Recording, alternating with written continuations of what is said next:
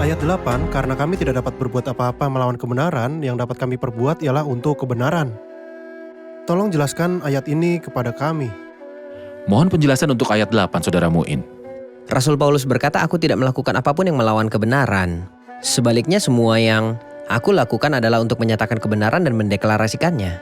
Dan semua usaha yang saya lakukan adalah agar kebenaran akan disingkapkan di hadapanmu. Jadi seakan ia memberitahu mereka, apakah Anda melakukan kebenaran dan aku datang untuk melawanmu dan melakukan denganmu sesuatu yang berlawanan dengan kebenaran?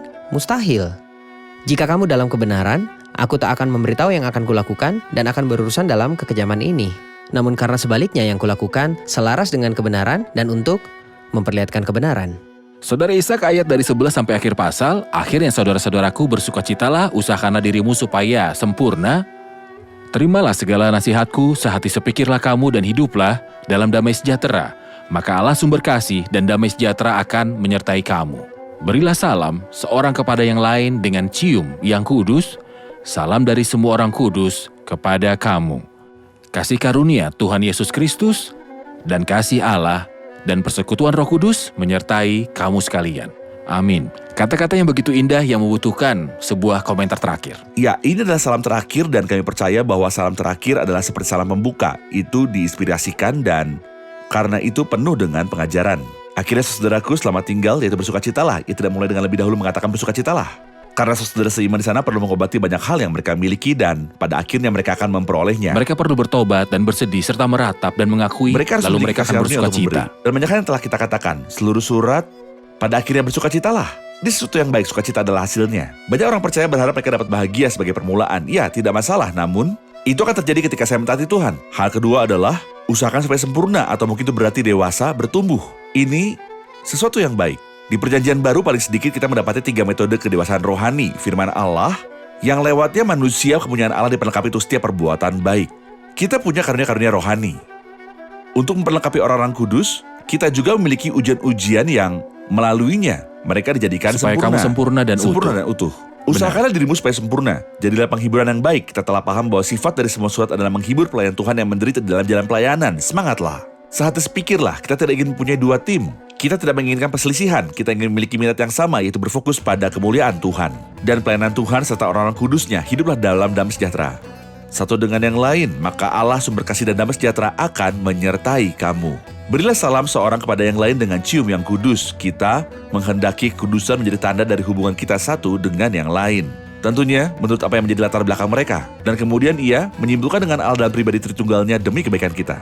Kasih karunia Tuhan Yesus Kristus dan kasih Allah dan persekutuan Roh Kudus menyertai kamu sekalian. Di sini kita melihat semua Tritunggal ini atas nama orang-orang percaya. Dan omong-omong pemikiran yang ada dalam pikiran beberapa orang bahwa pribadi-pribadi ilahi punya suatu urutan, sehingga kita berkata bahwa Bapa adalah pribadi pertama, dan Anak adalah pribadi kedua, dan Roh Kudus adalah pribadi ketiga. Gagasan ini tidak benar dan tidak alkitabiah. Sebaliknya Alkitab mengatakan sebaliknya. Di sini kita melihat pribadi Anak disebut dahulu.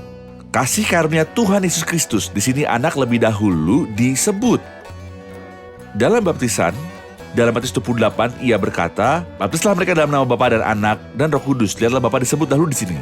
Dalam surat Yudas, ia berkata, berdoalah dalam Roh Kudus. Peliharalah dirimu demikian dalam kasih Allah sambil menantikan rahmat Tuhan kita, Yesus Kristus untuk hidup yang kekal. Ia menuliskan Roh Kudus dahulu. Jadi tidak ada urutan pribadi-pribadi dalam Tritunggal karena pribadi-pribadi itu sepenuhnya setara dalam esensi dan dalam segala hal.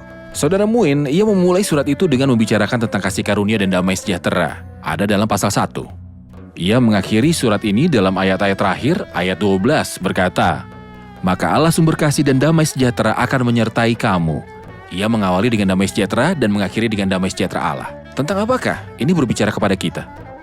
Itu berbicara faktanya di tengah atmosfer yang ia bicarakan lewat semua surat yang telah kita pelajari.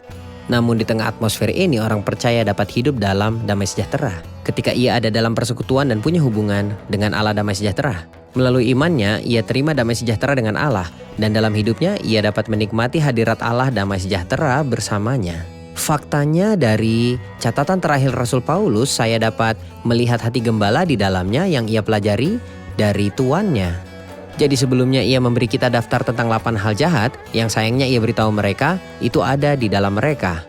Namun ia tidak hanya menunjuk lukanya lalu menutup mulut, namun ia dengan cepat menyediakan penyembuhnya. Dan berkata akhirnya, bukan menahan ini terhadap kamu dan dosa-dosa serta kekurangan-kekurangan untuk mempermalukan dan terus membicarakan tentang semua itu? Tidak, akhirnya ambillah penyembuhnya.